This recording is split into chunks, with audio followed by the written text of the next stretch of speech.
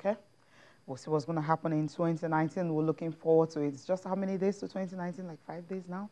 Today's 26th. Countdown begins. Okay, now let's talk about one Super Falcons player. She's been there for a while, been to two World Cups, of course, the Nations Cup 3 times, and she's been telling us her experience and what usually motivates her to always give 100% whenever she's on the field of play. I'm talking about Desire Oparanozie. You know, the Nigerian spirit, we say, you know, they never die spirit thing and all that. So I think over the years, that's what we've exhibited on the field of play and all that. So, but if you look at it, we, well, if I'm sincere, I wouldn't say we've been the best team, as in we've had the best preparations coming into the African Women Championship and all that. But at the end of the day, we somehow find our way to bringing the cup home and all that. So I think it has more to do with the fighting spirit.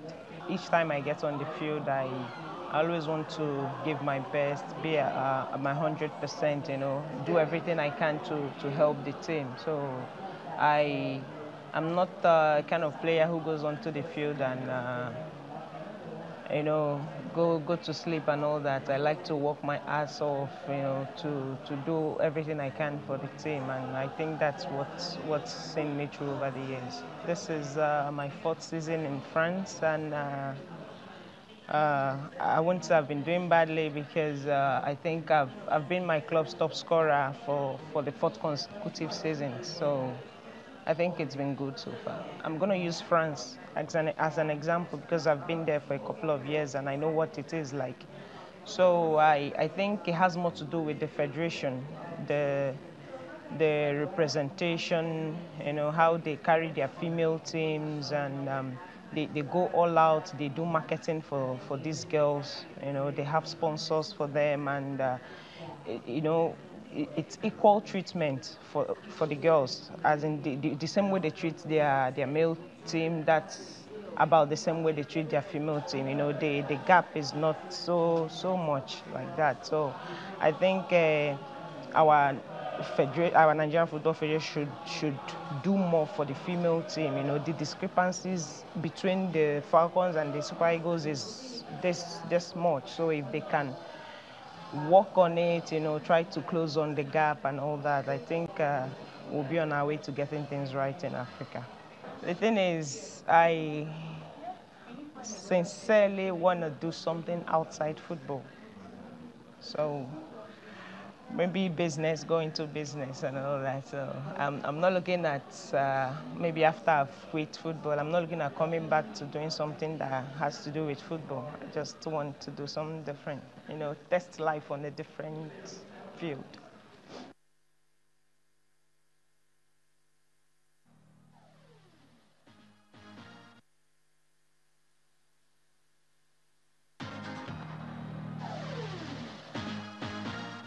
You're welcome back to Channel Sport this morning. Kayode Ahmed joins us now, and whenever Kayode is in the building, there's a lot of basketball talk, and there's no doubt we're going to be doing a lot of that as well. Kayode, it's great to have you on the show. Merry Christmas and compliments of the season as well. Compliments of the season. I hope my gift is waiting after the show. you can bet on that one. You can bet on that one. Before we're going to talk about the NBA Christmas Day fixtures quickly on Desire Oparanozie. I mean, you listened to everything she said. She talked about fighting spirits. One would think that's one of the main reasons why the Falcons went on to win the title for a ninth time, because in terms of general play, I think a lot of people would agree they didn't really, you know, they were at their best, but they still did enough to go and win that title. Also, she talked about life after football as well. That one is very interesting because a lot of the times we've seen both the male and the female players after retirement that they tend to struggle a lot, and it's good to see her, you know, already looking ahead to life after retirement. Good one. She did allude to the fact that they didn't have the best of preparations going into the Women's Championship, but the can-do spirit of the average Nigerian, proved vital. And coupled with the fact that they've been playing together for quite a while. The core of the team have been around for about 5-6 years. The likes of Desire. But they didn't play a lot of games, though. I understand. The likes of Desire, Francesca, Azizat started from the age grade. the under-17, the under-20, and the Super Falcons. Met the likes of Osinachi Ale and Onome and even the other captain, Rita Chikwelu. All of them have been together for quite a while. That was very, very vital when they played against South Africa, especially in the second game. Because Osinachi Ale and Onome they limited Kigatlana. They limited that, and that was what ensured that they were able to get that victory over South Africa. I was particularly interested when she said she was going to go into business after our football life. From the part of the country that she's from, it's understandable she wants to venture into... What are you saying? I mean, it makes sense. It makes a lot of sense. And all that. But I'm surprised that she hasn't said anything about going into coaching. A lot of the female women's players for Nigeria have all gone into coaching. You talk about Anna Gumanu changing as a coach now. Florence Magbemi, a lot of them. So I'm surprised that she's not looking towards that side. Not all of them have gone into coaching. Not all of them, but not just all of them. Some of them. Some of them. If she doesn't want to go into coaching, it's her prerogative. And she's going into, or she wants to venture into a part, more like a natural habitat for her, where she will thrive. And it's about money. If she invests, she wants to recoup her investment. And if that is what she wants to do, all the best to her. All right, So all the what best. about the part when she talked about this equal pay? I mean, treatment of women's game sponsorship and all that. Like she tried to compare what's obtainable in France and also what's obtainable in Africa, whereby you just have companies and having the league helping the players to actually get sponsorship deals and all that. The women's football is still on the rise in terms of sponsorship and the corporate involvement. When you compare and contrast with men's football, it's no comparison. There's a gulf. Yeah. There's a huge gulf. So in terms of their take-home pay, there will be disparity, no doubt. With more involvement and if they project women's football more. Because somebody was saying, why don't we have the CAF Champions League for women?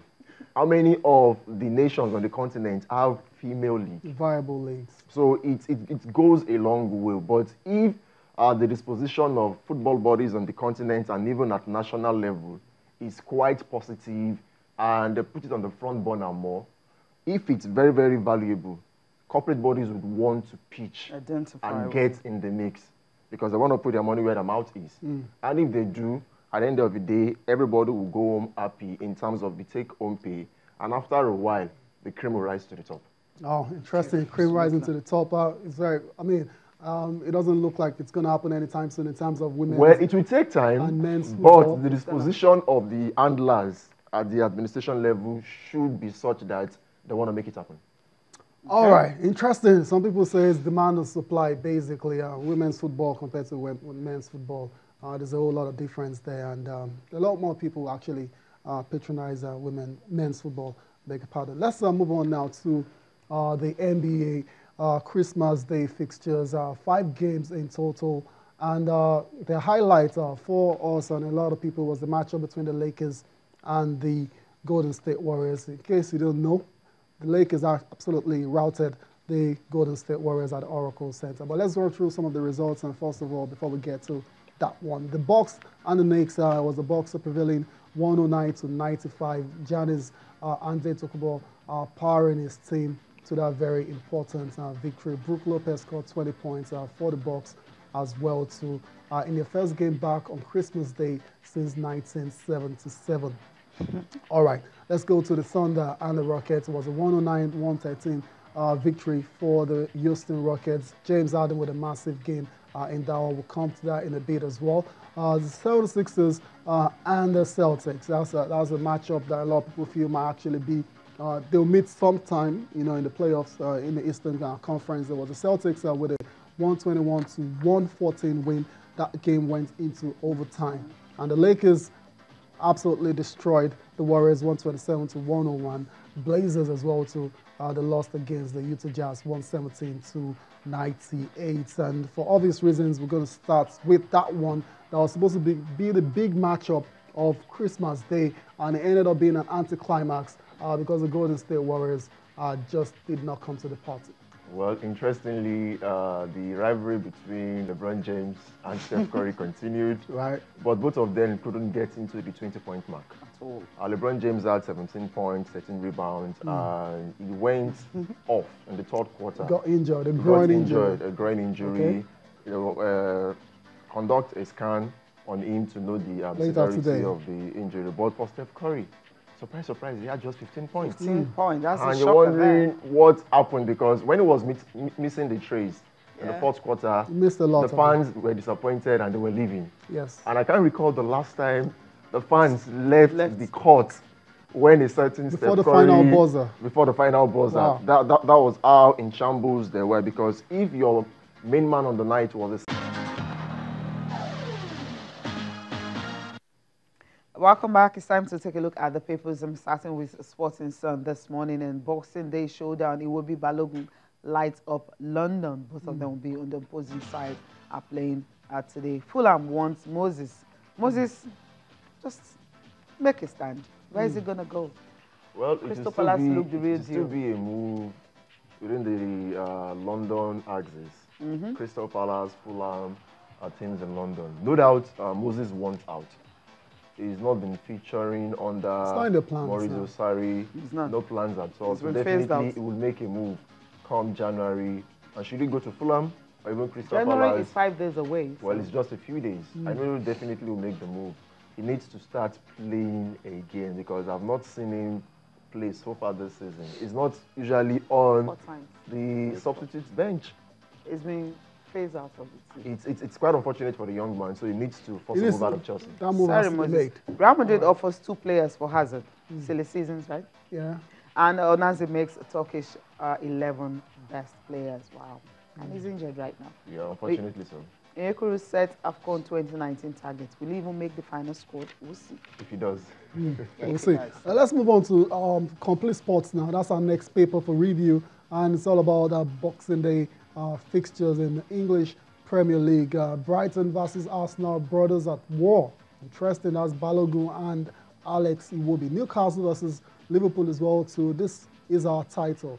That's what the Reds are saying. We'll see how it pounds out later today. They have to lose. Exactly. Feliz Navidad. Football stars celebrate Christmas Day with their loved ones as well. Onazi vows to return stronger from injury-induced setback. Onazi, serious injury is sustained over the weekend. Yeah, a quick one at that. I wish him the soonest of recoveries.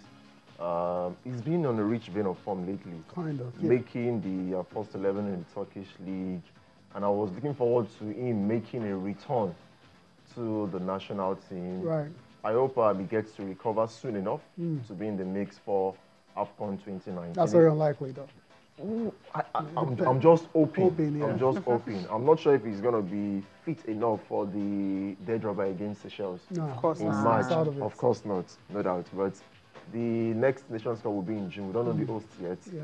If he has recovered and is back to full fitness, why not? Why not? Should be included in the national team. All right, still on Complete Sports. Olaino eager to end 2018 with a win. And still on Nigerian players in the Serie A, Trust Ekong set for 18th straight Serie A start. Trust Ekong, when he made that move from Turkey to the Serie A, there were a few people worried he was going to get playing time for Udinese, but started 18 games in a row. A good one for the young man. Good one for the young man.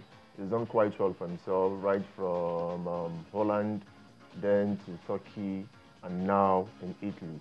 You can see the progression, the steady rise. Yeah. Who knows? Maybe his next move will be to either Spain or England. It's got to be England somehow. I mean, he's still very young as well. It's got to be England. You want him in England. But good one for him that he's been consistent with Readiness.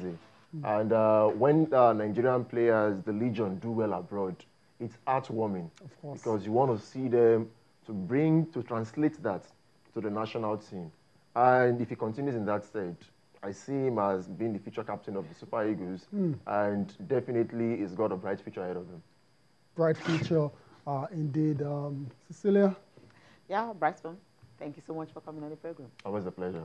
I'm still waiting for my gift. You will get it, trust me. You're going to get it.